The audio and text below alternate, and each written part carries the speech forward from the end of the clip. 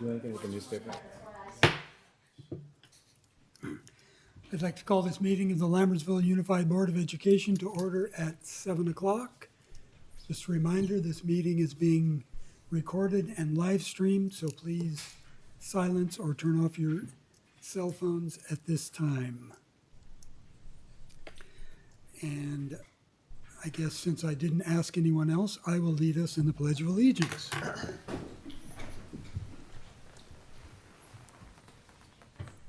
I pledge allegiance to the flag of the United States of America and to the republic for which it stands, one nation, under God, indivisible, with liberty and justice for all.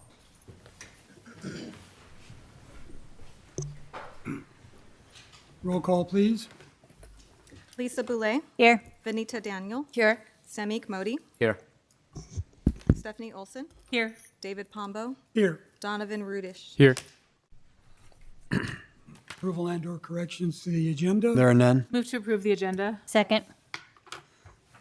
A motion by trustee Olson and seconded by trustee Boulay. Student preferential vote. Aye. All in favor? Aye. Opposed? Motion carries. Committee reports. Item A, District Advisory Committee, DAC. Trustee Modi, Nothing to report. thank you. Item B, District English Language Learner Advisory Committee, DLAC. Trustee Olson, Nothing to report. thank you.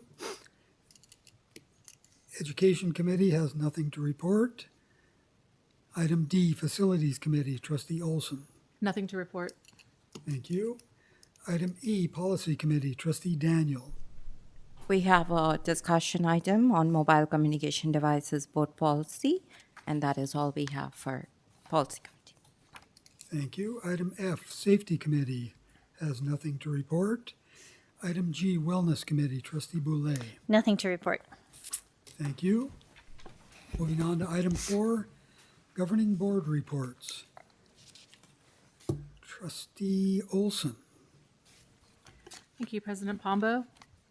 On May 21st, I attended the Altamont Open House, and that was really fun.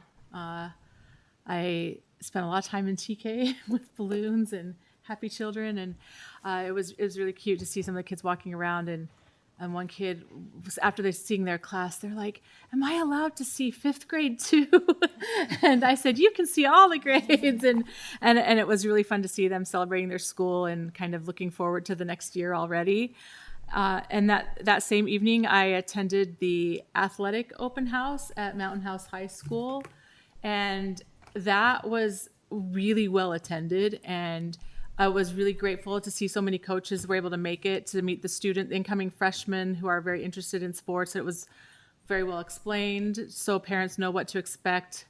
They were told to do their athletic clearance and physicals, so I think that was really a great evening and an event for the kids that want to participate in our sports.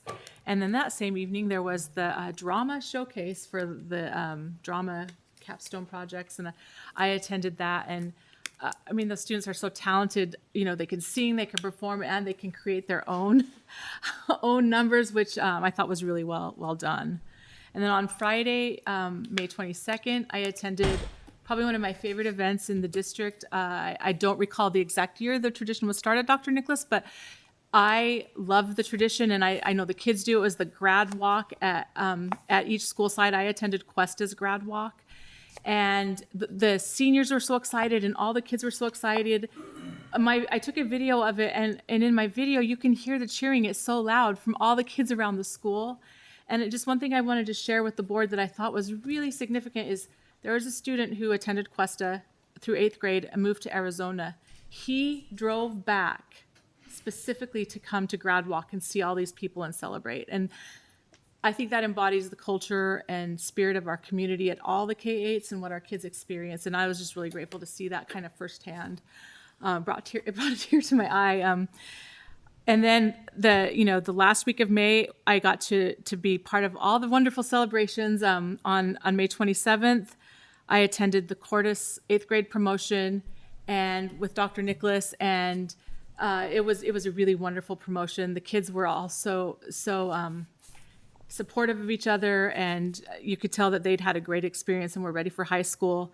And then on Thursday, May 28th, I attended the Cuesta 8th grade promotion, and it was similarly well done. With Trustee Daniel and Director Manley were there, and it was wonderful to celebrate the kids at Cuesta and their progress and growth. And then on Friday with the rest of you, I was at the high school graduation, and I thought it was a really great event.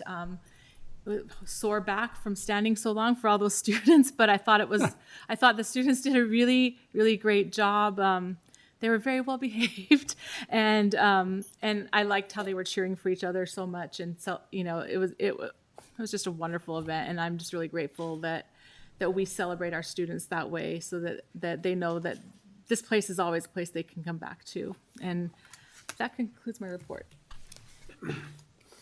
Thank you, Trustee Olson. I realized after I called on you that I bucked tradition and did not call on our student trustee first. So at this time, I will call on student trustee Rudish. Well, I think that's because I told you I did not want to follow him again, remember? Because he does such a great job. So thank you for remembering that.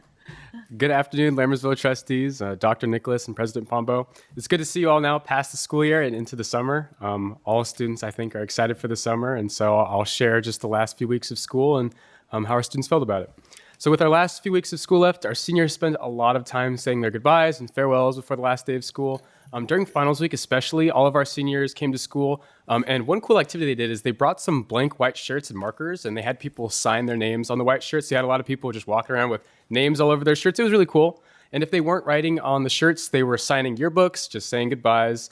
And then on the last day of school, they also gathered together in the quad to count down the last few seconds of the final day of school. So in general, a very happy yet I think difficult goodbye for our seniors, and we wish the graduating class of 2026 a heartfelt goodbye, inspiring prospects for the future, and always a well-deserved final summer break. Congratulations also to our graduating 8th graders across the middle schools as well. As a brother of an 8th grader who's graduating from Bethany right now, I can tell you that leaving middle school at the time can feel just as exciting and bittersweet, I think, as graduating high school. So again, we wish the graduating 8th graders of 2026 another well-deserved summer break and look forward to seeing them at the high school soon. This concludes my report. Thank you. Thank you, student trustee Rudish. Trustee Modi. Thank you.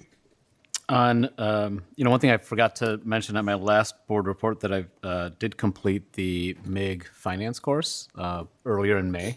And so I've got one more to go, which I believe is in July. So that was good. It was, again, I want to reiterate everything. Really nice to hear comments from other school districts and help put ours in perspective, at least for myself, to largely think that we're doing a really good job. So that was a nice touch. On May 26th, I attended the field day at Hanson, volunteered as a parent. And one thing I just want to ask, I guess, from the community is a lot of these events need parent volunteers to show up and volunteer. And oftentimes, a lot of the parent volunteers that do volunteer end up being the same ones that volunteered the last few times as well. So I think trying to obviously be active in your children's school and their classrooms is very, very important. And hoping more parents can make time and find ways to volunteer for their kids. May 27th, attended the 8th grade promotion at Wickland. Great ceremony. I hadn't been to Wicklands before, so that was a good opportunity for myself. Equally enjoyable was on May 28th, attended the promotion ceremony at Costa.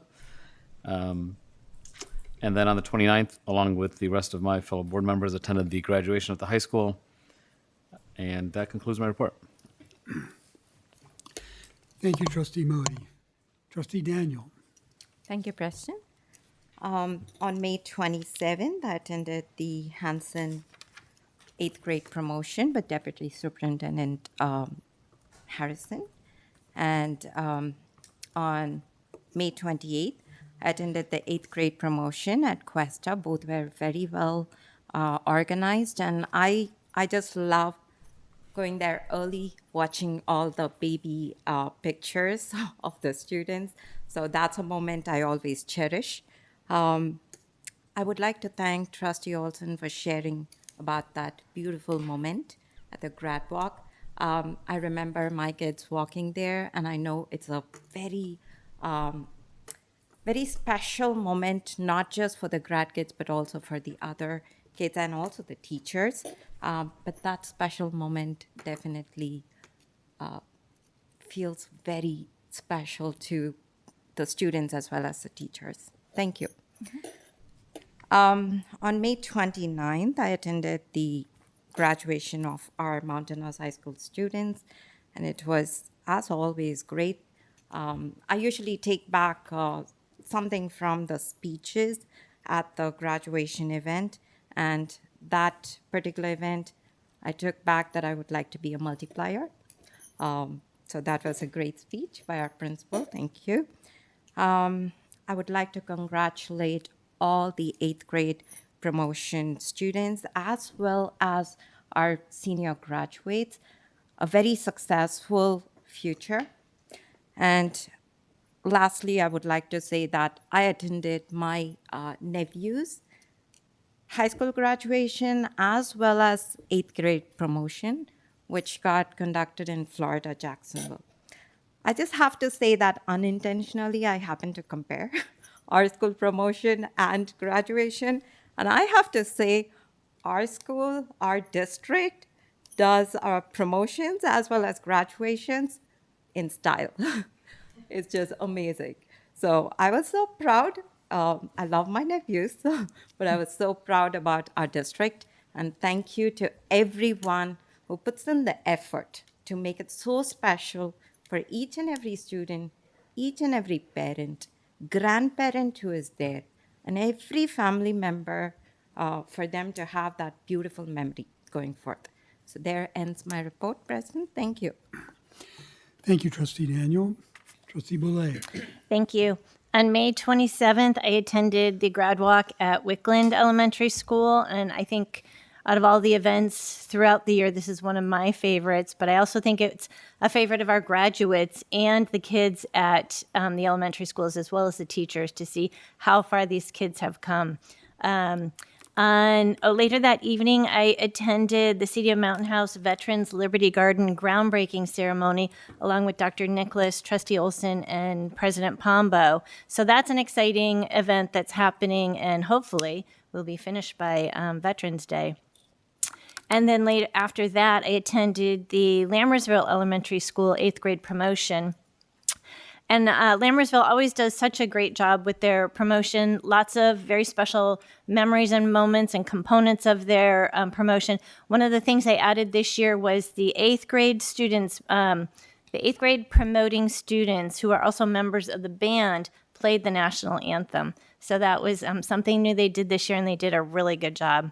Then on the 28th, I attended Altamont's 8th grade promotion.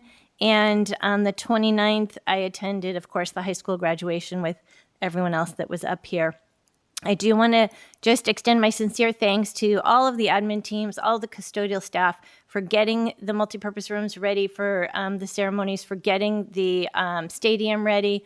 There was thousands and thousands and thousands of white chairs at the stadium, and they were all lined up, dress right dress.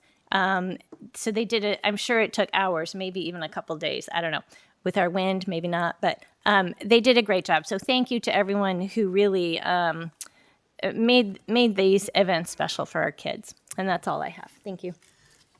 Thank you, Trustee Boulay. On May 27th, I also attended the Liberty Garden Park groundbreaking. Very exciting, and I too hope that it is finished soon so that we can celebrate more things at that site. That evening, I attended the Lammersville Elementary School 8th grade promotion, and as always, it was an enjoyable time.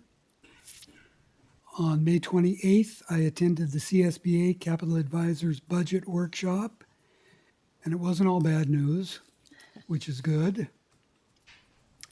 And then that evening, I attended the Bethany Elementary 8th grade promotion.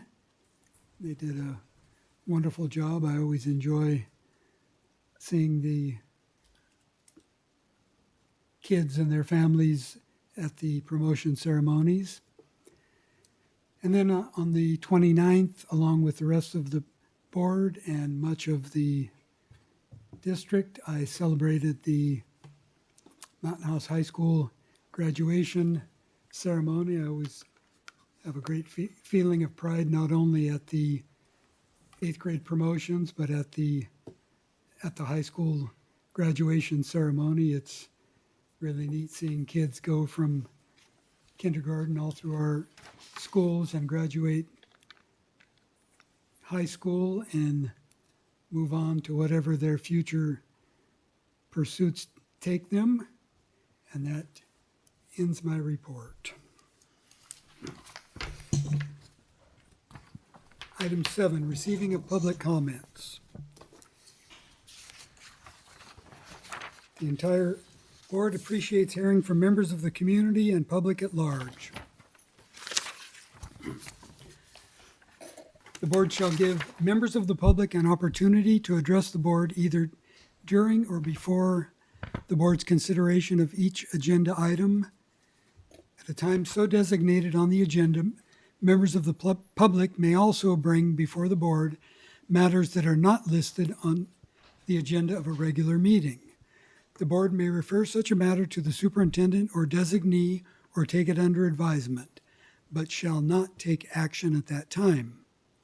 The board may place the matter on the agenda of a subsequent meeting for discussion or action. Individual speakers shall be allowed 3 minutes to address the board on each agenda or non-agenda item.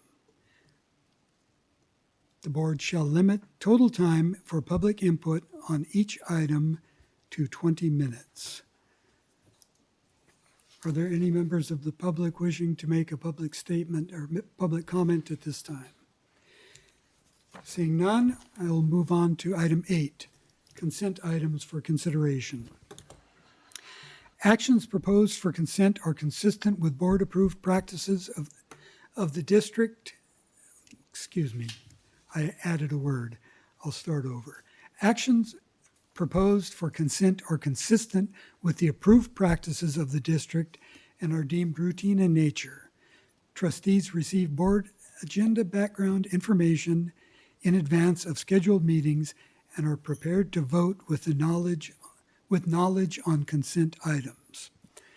Item A, Governing Board meeting minutes of the regular meeting of May 20th. Item B, contracts under $50,000. Item C, ratification of certificated and classified personnel actions. Item D, updated 2025-2026 fundraisers. Item E, updated 2026-2027 fundraisers. Item F, ratification of 2026-2027 inter and intra-district transfer requests. Item G, approval of an early high school graduation or reduction of graduation requirements petition, student number 25-26-04GR. Would any board member like to pull or further discuss any of these items? Move to approve consent items. Second. On a motion by Trustee Boulay and seconded by Trustee Modi. Student preferential vote? Aye. All in favor? Aye. Opposed?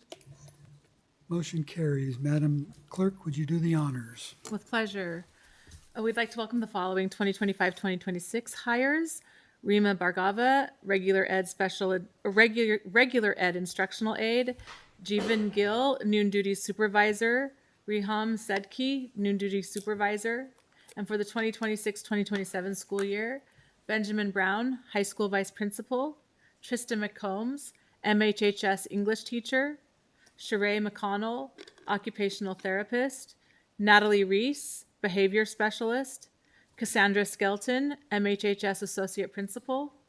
And Karina Skillman, coordinator of curriculum instruction and programs. We'd like to welcome them all to the Lammersville family.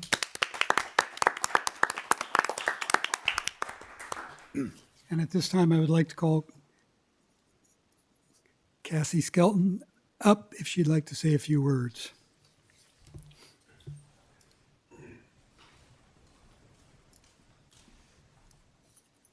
Good evening. I just wanted to go ahead and say thank you for this opportunity of serving Lammersville Unified in a different position. I really do love Lammersville. I've been here since 2014. So some of you may know I was there when the high school opened and started our special education program. And then I went and worked in our K-8s. And so I really do appreciate and I'm full of gratitude for this opportunity of continuing leadership here in Lammersville and now in the capacity of an associate principal. So I just wanted to take a moment to say thank you to the board, to President Pombo, as well as Superintendent Kirk Nicholas. So thank you. Congratulations.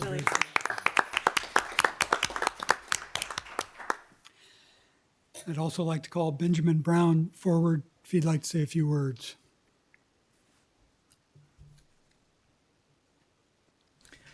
Good evening, board members, Superintendent Nicholas, community members.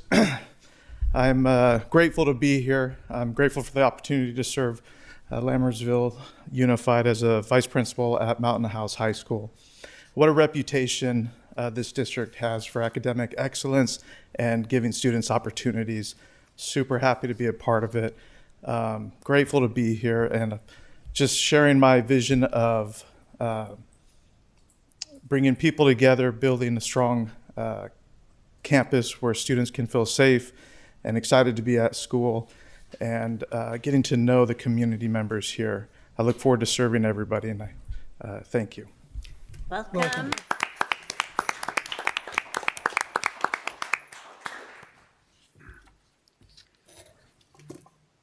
Moving on to item 9, district administrative reports. Superintendent's report. Dr. Nicholas? Yes, I just have one item. I just wanted to share with the board that we ended the school year formally on Friday night at the high school graduation.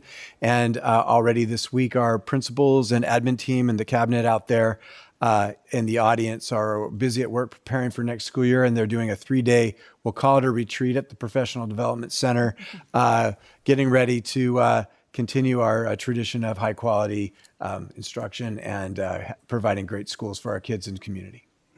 That's my report. Thank you. Item B, district maintenance and operations report. Director LeGrand. Good evening. Thanks for having me.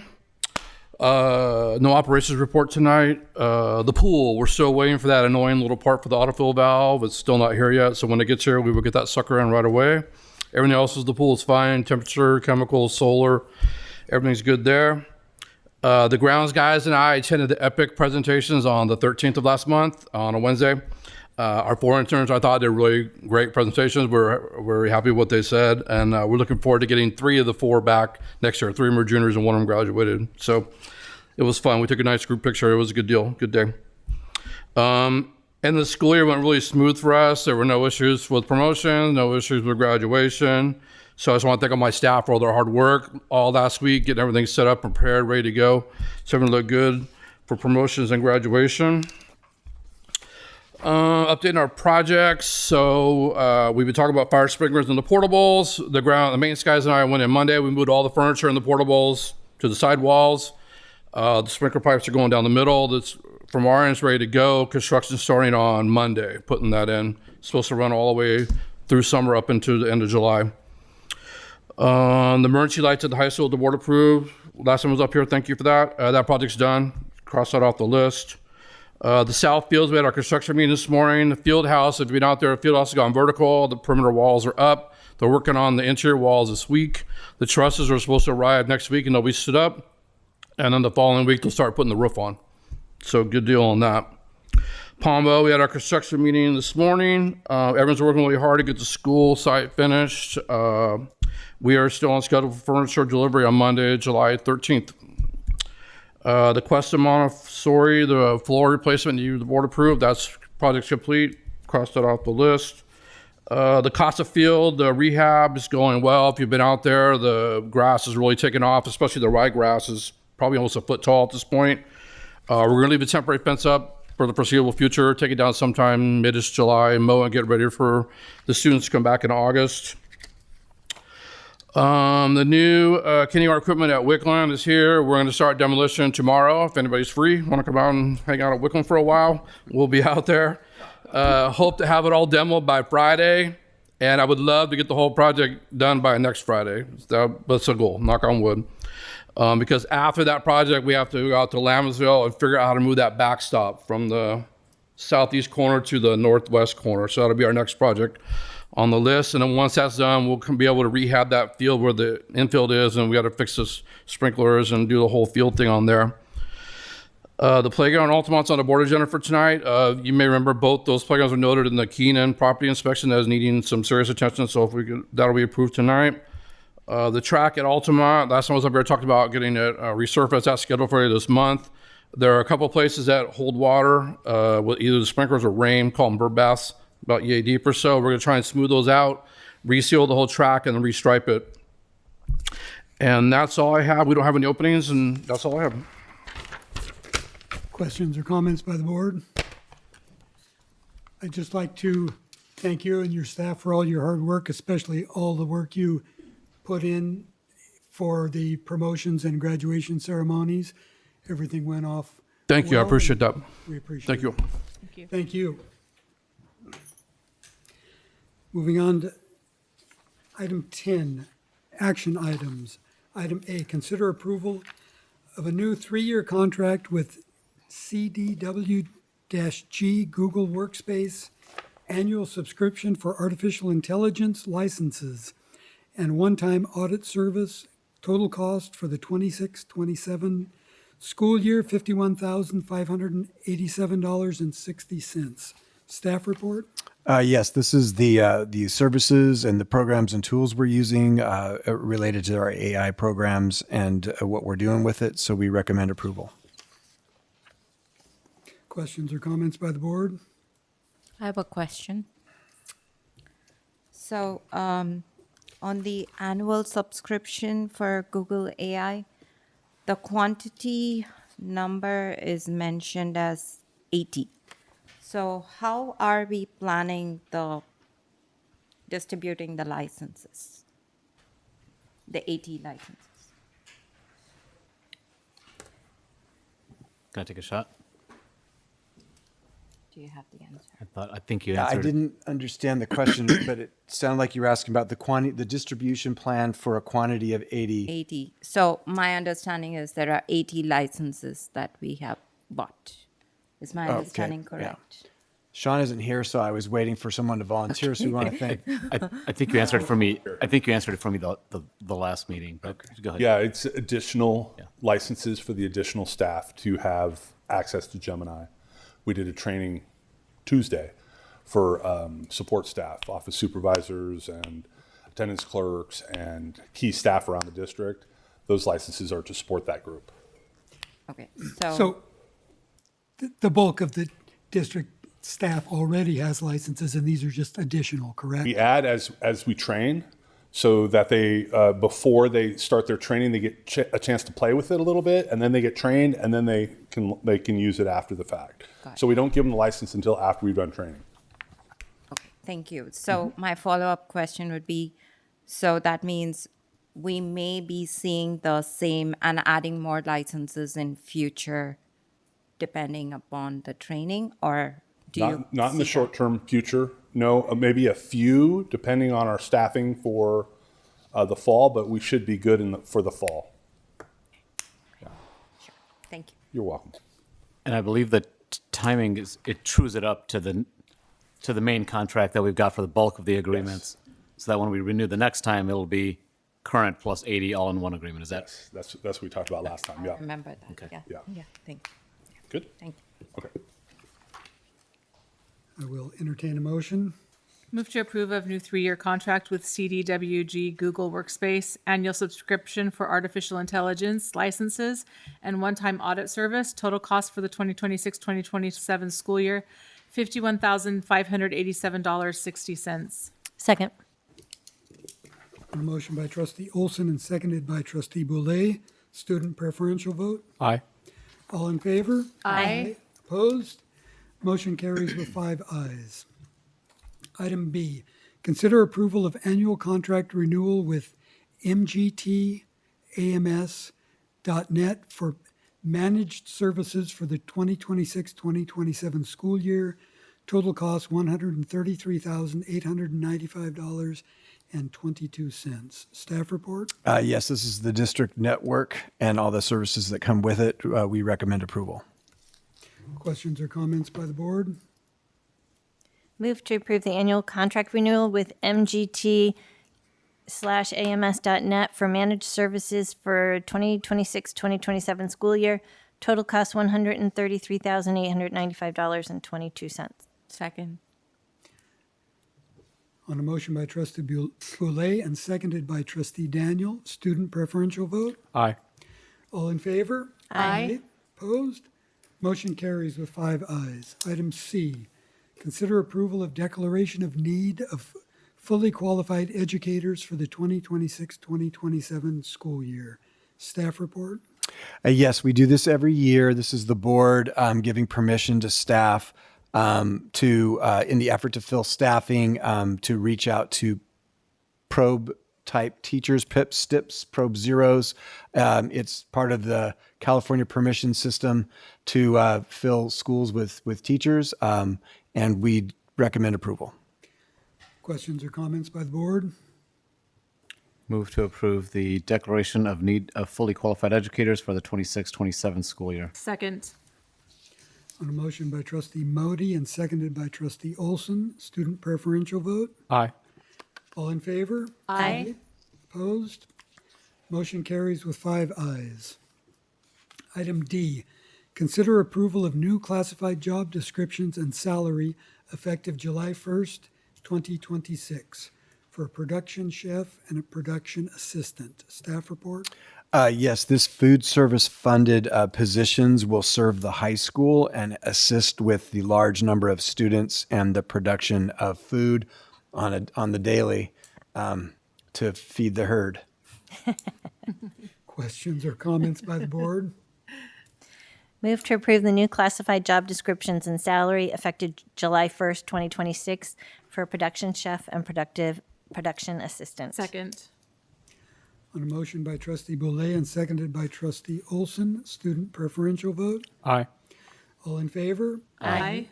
Opposed? Motion carries with 5 ayes. Item E, consider approval of contract with KYA Services LLC for installation of turf over existing pour-in-place PIP at Altamont Schools kindergarten and primary playground. Staff report. Yes, Director LeGrand referenced this earlier. This is a improvement of the where the falling area for kids, and will make it a safer playground area. Don't recall hearing it referred to as the falling area, but that's When I was a kid, they had the what do they call it, ring-arounds or whatever, and on the asphalt. And if you flew off, you got a raspberry, and that was the way it worked. further questions or comments by the board. I am just curious. Is there a plan potentially? Do we think turf is better than the rubberized material? And are we going to slowly do this across? They can speak to it more specifically, but one is the best, or not the best. Let me say that. The way we did it first, that is so expensive now. It's cost prohibitive. This is an equally safe but less expensive way of doing it. Okay, so going forward, repairs or new would be turf.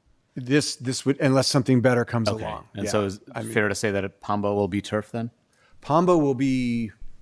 I don't believe that Pombo would be turf because it's part of the construction contract, and I think it will come in with the rubbery. synthetic, rubbery, squishy stuff. Okay. That's a formal term. That's patented somewhere. Okay. Squishy falling area. I'll move to approve a contract with KYA Services for installation of turf over existing pour-in-place at Altamont Schools kindergarten and primary playground. Second. On a motion by trustee Modi and seconded by trustee Daniel, student preferential vote. Aye. All in favor? Aye. Opposed? Motion carries. Item F, consider approval of the 2026-2027 Lammersville Unified School District California Interscholastic Federation CIF Representatives, Dr. Adam Auerbach. Alternative Representatives, Mr. Benjamin Brown, Mrs. Cassandra Skelton, and Mrs. Renee Nunn. Staff report. We do this every year, and we thank Principal Dr. Auerbach for volunteering to take the lead on this and his team in case he's not available. Questions or comments by the board? Move to approve of the 2026-2027 Lammersville Unified School District California Interscholastic Federation CIF representatives, Dr. Adam Auerbach, and alternative representatives, Mr. Benjamin Brown, Mrs. Cassandra Skelton, and Mrs. Renee Nunn. Second. On a motion by trustee Olson and seconded by trustee Boulay, student preferential vote. Aye. All in favor? Aye. Opposed? Motion carries with 5 ayes. Item G, consider approval of new classified unrepresented job description and salary schedule, student services analyst, effective 7/1/2026. Staff report. This times out well. If you recall that last meeting, we had an enrollment report and all of the science and effort that goes into that. This analyst position really is a size, scope, and scale issue where we hire someone, their job ends up expanding, and then all of a sudden they're doing 2 jobs. And when we get to that point, we create a position, and we're at that point with this analyst position, and we recommend approval. Questions or comments by the board? Move to approve the new classified unrepresented job description and salary schedule, student services analyst, effective 7/1/2026. You can second it. Second. Sorry. On a motion by trustee Boulay and seconded by trustee Modi, student preferential vote. Aye. All in favor? Aye. Opposed? Motion carries with 5 ayes. Item H, consider approval of facilities lease agreement amendment and site lease for district support facilities general construction contract with Roeblen Contracting, Inc., not to exceed $685,000. Staff report. Yes, this project will be at the district office in the Professional Development Center. Upon review of the facilities, we felt that the updating restroom areas with other accommodations would make those 2 facilities equal to our school sites. We recommend approval. Questions or comments by the board? Move to approve the facilities lease agreement amendment and site lease for district support facilities, general construction contract with Roeblen Contracting Incorporated, not to exceed $685,000. Second. On a motion by trustee Daniel and seconded by trustee Boulay, student preferential vote. Aye. All in favor? Aye. Opposed? Motion carries with 5 ayes. Moving on to item 11, information and discussion items. Mobile communication devices board policy. Staff report. Yes, it was requested to have a presentation on what we're calling mobile communication devices. It's been a topic across the state and nation on various levels over recent times, and so Assistant Superintendent Busatil will provide that. Good evening, President Pombo, trustees, Dr. Nicholas. Thank you for having me here this evening to talk about our mobile phone policy. Welcome. So just a quick review of recent actions. So during the 24-25 school year, our Wellness Committee took time to review the Board Policy 5131.8. We also discussed policies and practices of our neighboring districts. We reviewed the Mountain House High School site-specific policy that was to be piloted during the 25-26 school year. And we also reviewed Governor Gavin Newsom's August 24 letter, which he called attention to AB 272 that was signed into law in 2019 and really gave school districts more robust legs to stand on to regulate the use of cell phones during the school day. And I do want to share additional appreciation for Trustee Olson and Trustee Daniel for their time and their commitment during that time on the Wellness Committee, because it's another example of how our board members go above and beyond to participate in the conversations that we're facilitating, especially when there's different changes coming back that are going to impact our students, our staff, our community. Looking at this school year, we did review the current CSBA recommendation for the same board policy. We were also monitoring the site policy that was being implemented at Mountain House High School. That included gathering informal feedback from students, staff, and parents about how things were going. And it's positive. We haven't received negative feedback from any of those members regarding the policy that was implemented. In addition, we were reviewing student outcomes, and I'm pleased to share that there has been a decrease, approximately 67% of student cell phone related discipline incidents compared to last year to this year.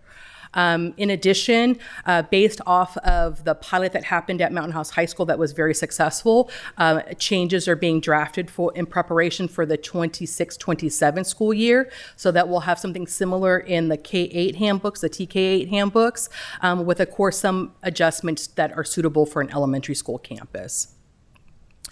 So looking ahead, this is our current policy, and you can see our current policy that was updated in March of 2020 indicates that students may use cell phones. It does have some antiquated language in there like pagers and things like that. I'm not sure how often those are utilized. But then our district policy then goes down to our student handbooks. So these are snips of our current student handbook before any changes have been made, and it shares that students are not permitted to use electronic devices on the campus without explicit permission from a teacher or staff member. When they come to school, they're to be put away. Students always have access to parents via traditional telephone calls and things like that up in the front office. Our handbook does also call out any violation in using a cell phone device in the restrooms and or locker rooms, which our elementary schools don't have, and then also gives a reference to California Penal Code 647J. So looking at our elementary school sites, as I shared, the devices are to be turned off and stored during the school day. This can be in a pocket or in their backpack. Devices may be turned on after that last dismissal bell rings, and that could be prior to a student actually exiting the gate. It can be like, Mom, I'm leaving class. I'm going over to so-and-so's classroom to get additional help. And any confiscated devices are brought to the office. In regards to school and classroom use, there's no real need for the day-to-day functioning to use a cell phone in the classroom. It used to be that students might use it for a scientific calculator and things like that because that was more cost-effective than a family going out and buying like a graphing calculator or the fancy things because it had all those functions on it. But nowadays, a lot of our programs have some calculator functions built into them, or they can use their Chromebooks and things like that. There are always exceptions. So for example, if a student has an IEP or a 504 plan, they might have an accommodation to where they can have a soothing playlist that's already been curated, and they have headphones that go with that. Even that accommodation can oftentimes be done through a Chromebook. Some of our yearbook students do use their cell phones with permission, and they're typically wearing almost like a press pass, if you will, to indicate that they're doing school business to take photos for the yearbook. Our leadership students are using them to make cool videos and things like that that might be used at assemblies. And then also we do have some students that have medical monitoring apps on their devices, maybe for diabetic care or even for blood pressure as well. And so moving on to our high school, on the left, you'll see the pilot policy that was implemented this year where it talks about, for the most part, students are not allowed to use cell phones in the classroom. Again, that same expectation that if a teacher says something specific or there's a reason, they may do so. A little bit different from an elementary school is that during lunch and passing periods, they may use them in certain ways. You'll see the language, that bottom right snip also shows it has the same language about the use of cell phones in restrooms and locker rooms. So we have that consistent theme in both handbooks. General guidance, again, they may not use them in the classroom without explicit permission. Devices should be placed in a pocket or a backpack. The high school did purchase for any teacher that requested them pocket charts where students can also drop them into the pocket charts. And then confiscated devices are brought to the office by campus security.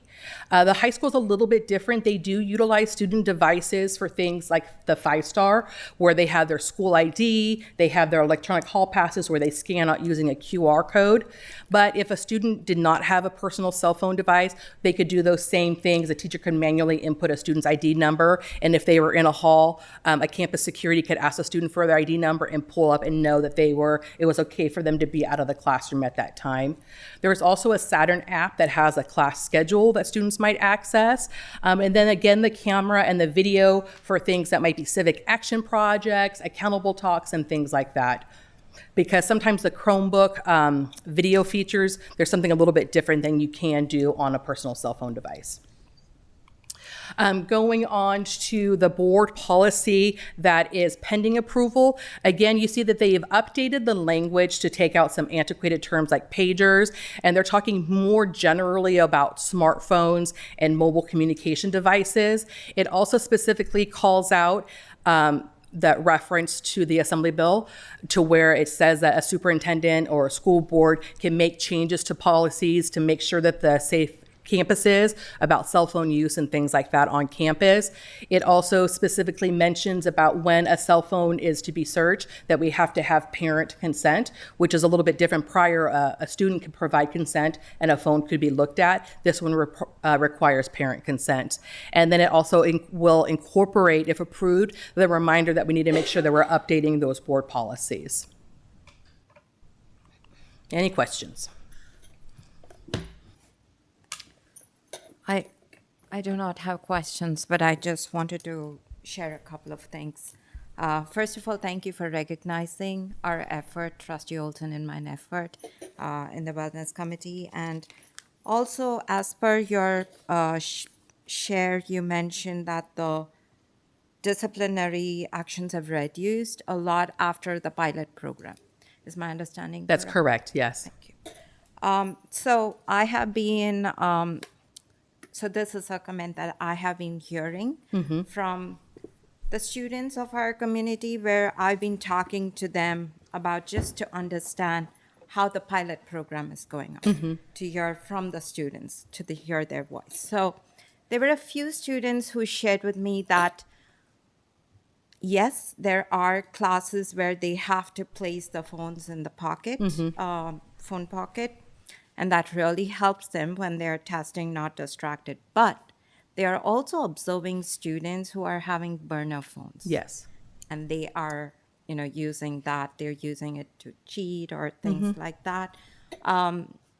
So, as a district, we are updating our policy to make sure that our students are getting, are benefiting and getting the best. Right. So it's a recommendation. I would, not a recommendation. I'm trying to find the right word. I would like to request if we could also look at the burner phone, the usage of that, and maybe discuss in the Wellness Committee and see how we could, apply a policy to restrict the usage of burner phones, because that is... When I talked to the students of the community, I heard at least like 30% of students are doing that.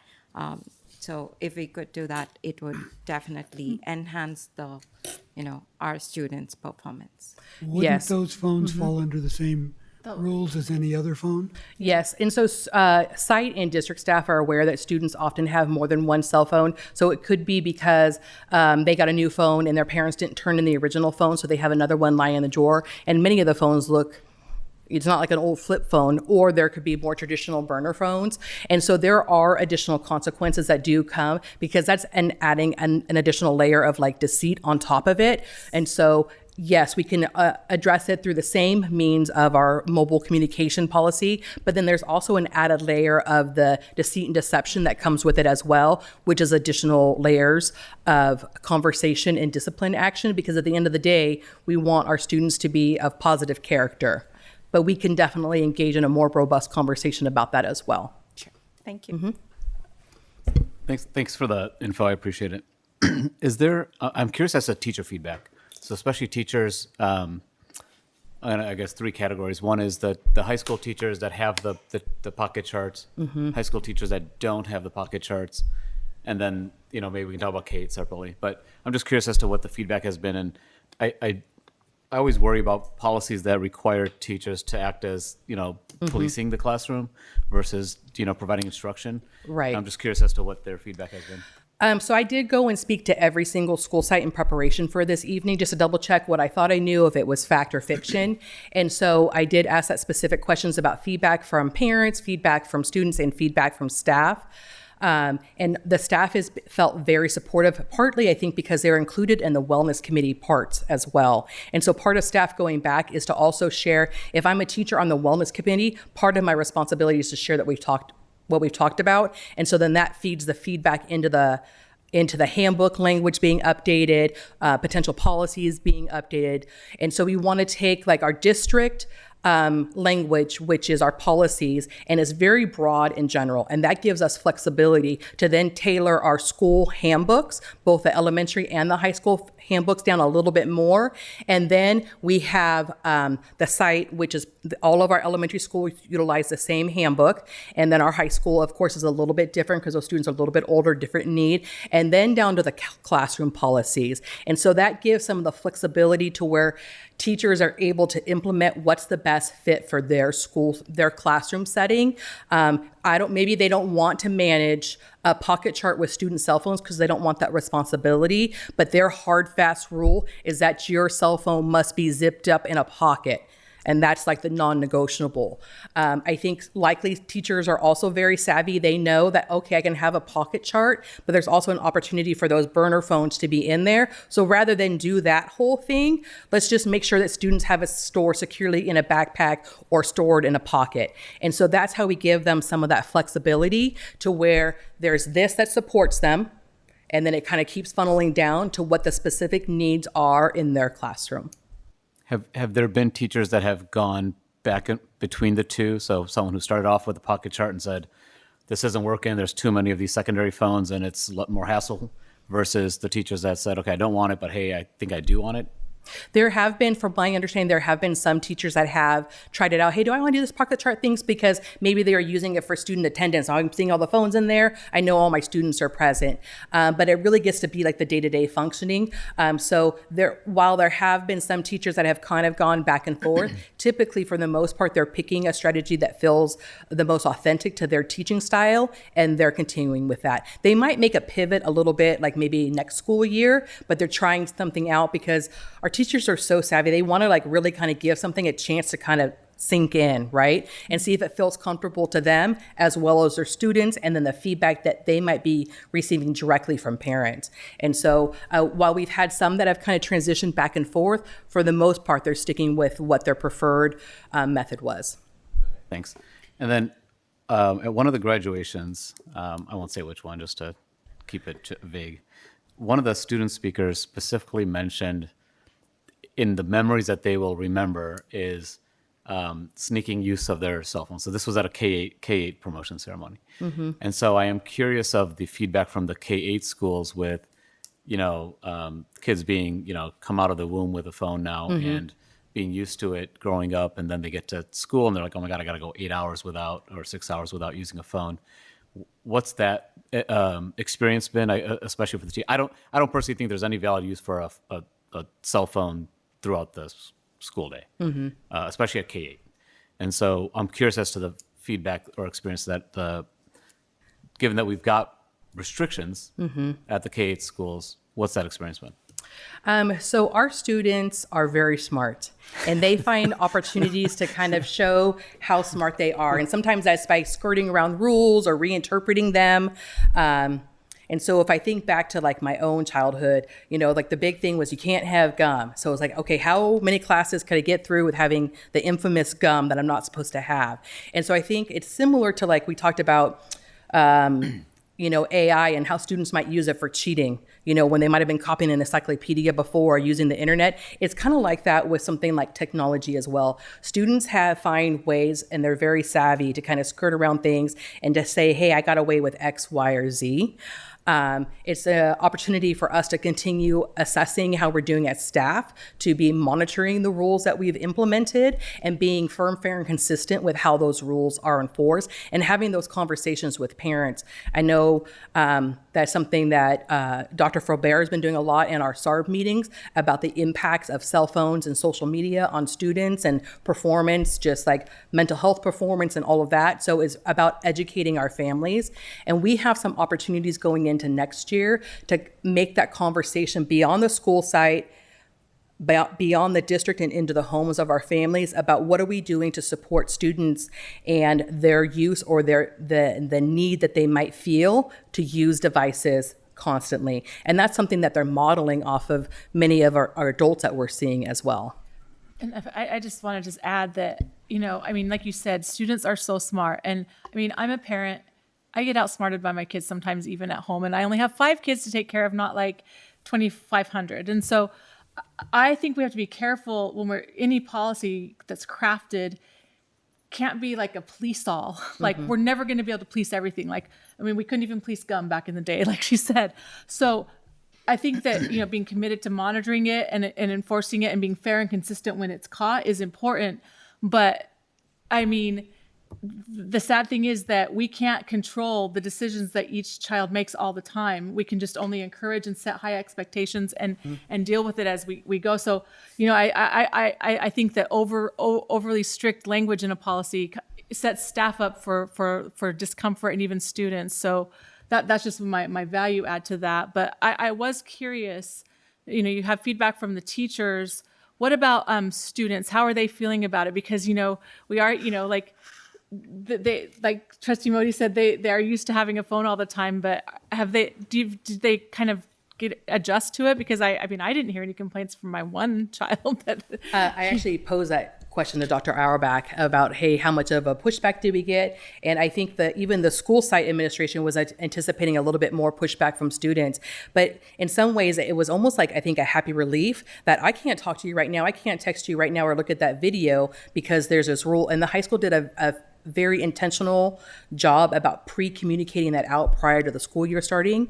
And so I think that helped to set up the expectations. And so I think with that, the students knew what the expectations were. And I would hazard that some of them were a little bit relieved to have that expectation, because at the end of the day, a vast majority of our students are rule followers, even if they're sneaking a picture that they shouldn't be sneaking and things like that. And, as a parent, did I text my kid during the school day? Maybe a few times. But they responded during non-instructional time, That's right? I know my mom sent my child with an Apple Watch a message during the school day, and she didn't answer it, but Grandma got a lecture after school. Yes. So, Yes. But that's great to hear that the students are feeling relieved, because I kind of got that sense just from the TED Talks that, some of the talks that we're talking about, relieving themselves from like that pressure of technology, that students are actually, they're young and their brains aren't fully developed, they're growing, and we're the grown-ups here. We need to be the grown-ups. And so that, I think that's great news to hear that they're seeing the benefits, and 67% decrease is very significant. It is. And there's been studies. There was a study from late last year that showed. So take this with a caveat. It's sponsored by a company that makes the pouches. So obviously they've got an inherent interest in trying to push more restrictive policies.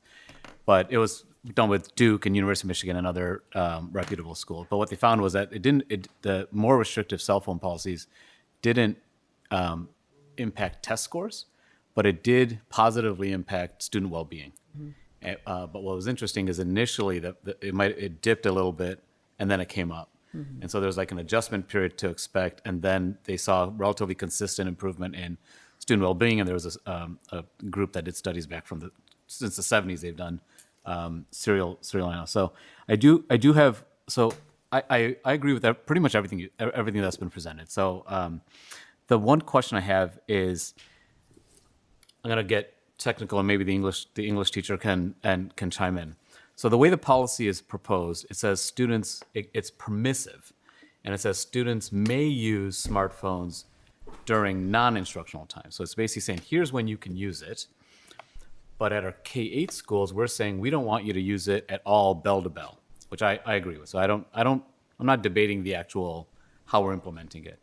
So I guess my proposal would be, can you tell me why it wouldn't be better for us to say students may not use it during instructional time and as otherwise dictated by school site policy? Because then a K-8 student can say, hey, this policy says I can't use it. Or, I'm sorry, the handbook says I can't use it, but wait, this board policy says I can use it. Applicable with school rules, though. It says it has to be applicable. So if the handbook says you can't use it in K-8. So this is saying you may use it applicable with school rules. And the school rule is you can't use it. I guess this specifically calls out non-instructional time. And I don't know, again, I would think a board policy tends to hold more weight than a potential handbook. I don't know. So I'm curious. I think effectively we'd end up at the same spot. Do you have any thoughts on tweaking 2 words? Can you repeat, because, repeat what you said, because this to me is more clear than the way you said it. Sure. So repeat the way you said it. Yeah. So if we look at the part that's in the yellow box, are you looking at the? You're looking at the attachment. Yeah, I'm looking at the On the That's fine. left-hand side. So on the attachment where it says the paragraph that says students may use. Yeah. Okay, so I'm suggesting we say students may not use smartphones or other mobile communication devices on campus during, and instead of the word currently written as non-instructional time, instructional time. But there are exceptions. And I think that's why the way it's written now, to me makes more sense because of those exceptions. For example, the ASB students who may be using during non-instructional time may be using their phones. Yeah, so those exceptions are still listed underneath.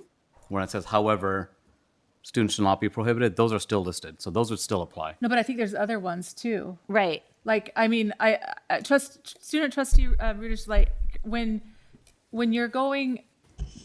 you use your cell phone to like use the restroom during class, do you have it with you when you go to the restroom, or do you just like log into it during class to like, do you know what I'm talking about on the 5-star app? Yeah. It depends on the classroom. It really is like whether the teacher's comfortable with it or not. Most typically make you leave it in the class. So. But you're using it to like on your own to go to the bathroom? Yes. Okay. Yeah, I don't understand the question. Like when because my understanding is the 5-star app allows it so like you don't have to like go up and get the pass from the teacher or have the teacher log in to if you need to go out in the hall or something. You just log into the app yourself. Mm-hmm. Is that correct? Yes. Yeah. It's all from the student. From the student. Okay.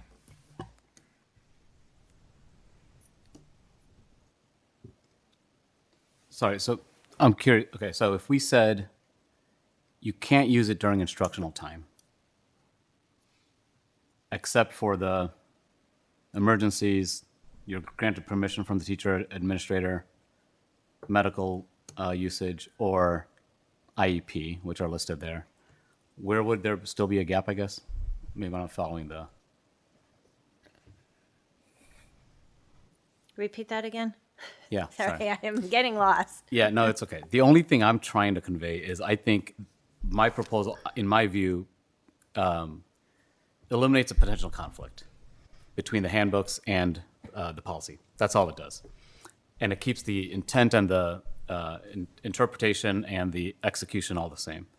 So the exceptions that are allowed are still listed in the policy. So you can't prohibit during these four instances, which are covered with the yearbook and ASB, which is under number 2, the medical, IEP, and so forth. So this would simply say students may not use it during instructional time, and it'd have to be tweaked with any as well as any applicable school rule. So what we have here is a situation of active and passive voice. And I think what you're saying, and tell me, he's another English teacher who's breaking down. Get that man some water.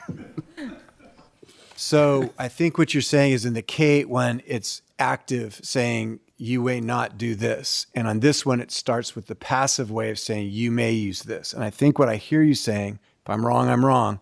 Students may use smartphones or other mobile communication, or may not use smartphones or other mobile communication devices on campus during instructional time, period. Smartphones may be used in non-instructional time as long as the device is utilized in accordance with blah, blah, blah, blah, blah. Therefore, you've actively said what they can and can't do, and in the K-8, when it actively says what they can't do, therefore it aligns. Is that what you're saying? Yes, pretty much. In this policy, the first two paragraphs, though, the way they're written, they both say the same thing. That we recognize as a board that smartphones and other mobile communication devices on campus may be beneficial. So then when it says students may use smartphones or other communication devices, it all kind of aligns. If you then start saying may not use smartphones, it gets a little confusing, when in the first paragraph we said, well, they can use smartphones. I think the first paragraph goes on, though, to say and could be harmful and disruptive. Right. So I think it includes both general, to me, it's general language to say there's benefits to it and there's problems with it. And then it goes on into the policy. So again, Dr. Nicholas said it better than I could. To me, it just aligns the policy with our handbook so that they're not in conflict. It doesn't change the intent or the implementation of the policy.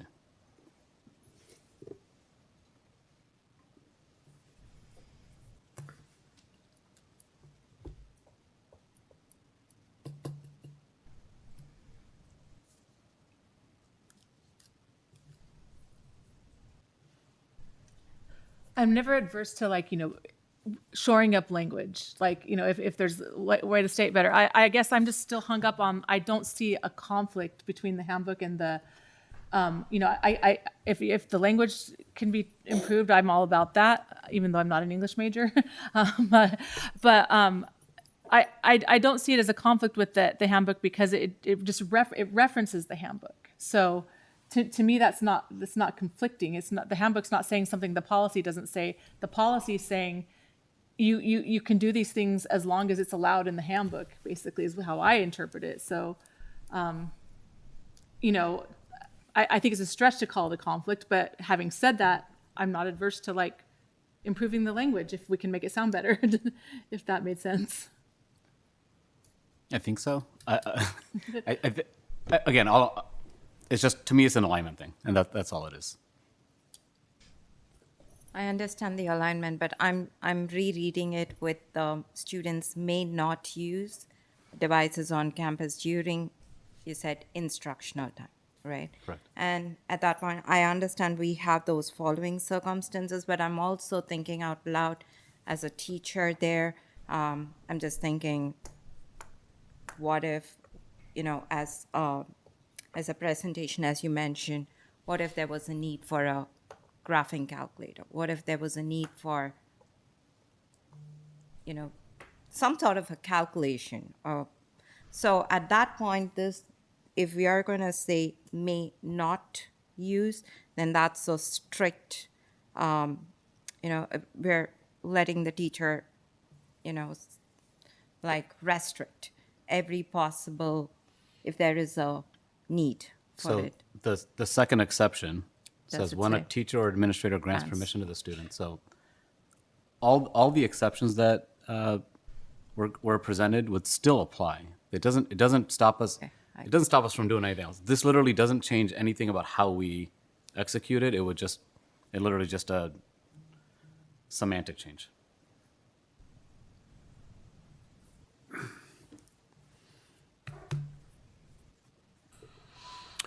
I need a whiteboard. I need to see you writing what you're saying. No, so basically, would you just, in that yellow box, what you would like to say is, first sentence, students may not use cell phones during instructional times, period? Is that what you'd like it to say? I would keep the language that's there. Right, but I'm adding, you would like to add that? No. No. Just after the word use, before the word use, just say not use. And then instead of change the word. non-instructional to instructional. Correct. Yep.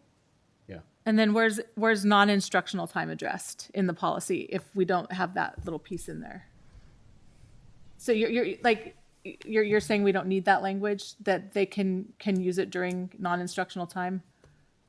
I don't. The reason I wouldn't include non-instructional time and say it's permissible during non-instructional time is because then it'll conflict with our K through 8 handbooks that say you can't use it throughout the day, period. right? And there is non-instructional time at K through 8s between bell to bell. Yeah, so, and I guess that's where we disagree on the language. Because I read it and it says applicable with the school handbooks. And if the school handbook says you can't use it at all, then you can't use it at all. But and we're a unified school district. So, I mean, it's not really, otherwise we'd have to have like a policy. Here's our middle school policy. Here's our high school policy. I just think it's, I think it's the best way. which is what a lot of districts do. So a lot of districts have specific policies, that the ones that are unified, they have a high school 9 through 12 policy and then a K through 8. I'm not suggesting we need to get that specific. I actually like the suggestion that, hey, let's keep it relatively broad, and that way it allows for sites to make those decisions, and we don't have to dictate that and go through this lengthy process. My suggestion has nothing to do with any of that. It just, to me, cleans up the language and aligns with the K through 8 handbooks, which I think we all agree with the actual how we're doing it. So that's all it is. So that's my suggestion. If there's not two others that agree with it, then we can move on. I'd like to hear from the rest of the board. Because I don't see the conflict, but like I said, I'm never adverse to I'll language. reiterate my thought. The way it's written now is also more of a positive tone. Yeah. It's more permissive. Versus if you change it around, it gives it a more of a negative tone. That we're prohibiting, we're limiting students. So I like better the more permissive tone than the prohibitive tone. Yeah. I understand the tone part, but now just thinking about what you're saying, you're just changing the not there and then removing the non. I don't see, I'm okay with it. I'm okay with the change because it's, as long as the 4 conditions are going to take care of, every possible circumstance, then that students may not use devices on campus during instructional time is okay if it's, I'm okay with that. I don't think it makes that much difference other than, as Trustee Boulay mentioned, the tone of it. Because if you read the whole thing, either way, you end up in the same place because there are exceptions to the rule. And so whether it's you can or you can't, it's the same thing. And I'm inclined to leave it as presented. That's my inclination as well. And mine also. Okay. The one ask I do have, I like the fact that on our high school site we have a page for mobile and device, I think mobile policy. I don't believe I saw that on the K-8 sites. No, that's the update that's going in in preparation for next year is exactly that, but with some changes to the elementary school students where they will not be able to use it during non-instructional times and some other changes about the discipline consequences. So on Friday, the elementary school principals are finalizing what they want that language to be, and there'll be a similar page in the 26-27 handbook. And will there be, sorry, on the, when I said page, I probably should have clarified. There's a web page on the high school site that specifically is, if you search mobile cell phone policy or something like that, it comes up. On the K-8 sites, we don't have it. So are we also then going to add a web page specifically for the K-8 schools that will have exactly what you just described with the principals? But we could potentially, I could talk with the principals and see what that would potentially look like, but I have to imagine that it would just route them back to our student handbook. Which I think is fine. I think it probably just makes it, to me at least, it's not as buried as it currently is. And then the only other ask, I don't remember, it might even just, again, it's going to get more and more in our face, I think, over the next, X years. It's probably, I think you guys mentioned that you would also, or the staff would also talk to the students about it. I think it's also important during open house that when I think the principals do their intro before the parents go to all the classrooms, that it's talked to as a specific topic so that parents are also aware that, hey, they should be reinforcing that message with their students as well. So. I don't know that that's the board's purview to tell principals what they're going to say at their open house. I think that they know their schools well. And I think some schools, maybe the principal will feel like that's needed, but other schools, it's rolling. And there's only a new group of kids from one grade entering each year. The rest of the kids have been at the school, for, in the K-8. So I would be reluctant as a board member to say I want principals saying this at all their open houses, because it's a very short period of time that they get with the parents. And I think they need to decide what's the needs of the school at that moment. I don't disagree with Trustee Modi's thought, but I think that that's getting way into the weeds for the board. Yeah, you said that more diplomatically than I may have said it, but yeah, I don't disagree with the thought, but I think it's getting into the weeds.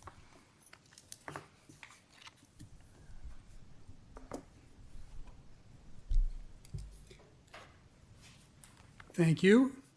Moving on to item B, CSBA Annual Education Conference. Staff report? Yeah, it's the early bird special is coming up like next week, correct? And so we want to make sure everybody is planning on attending, and so we can get the proper rooms and accommodations set up. I'll be going. It's in San Diego. I like that better than Sacramento. Although I looked ahead and the year following is Sacramento. Do we need to decide the workshops now? That can be done later, right? Okay. Yep. If you know you want to attend an early workshop, let me know, and then I can register you at the same time. Okay. I can attend. I'm hoping to go too. Yeah. I will be attending. It's been a valuable experience for the board, and we've gotten lots of really good stuff out of the CSBA experience. I'm hoping to go to. Moving on to item 12, calendar. Monday, June 15th, 2024. 2024, that's... That would be a faux pas. We have to get in our time machine. It's the special governing board meeting, and I'm assuming that should be at 2026. The special board meeting at 6 p.m. here in the boardroom. Item B, Wednesday, June 17th, 2026 is the next regular board meeting at 7 p.m. here in the boardroom. Friday, June 19th, 2026 is Juneteenth holiday. District facilities will be closed. In a moment, we will be adjourning to closed session where we will discuss employee discipline, dismissal, release, complaint, Government Code 54957.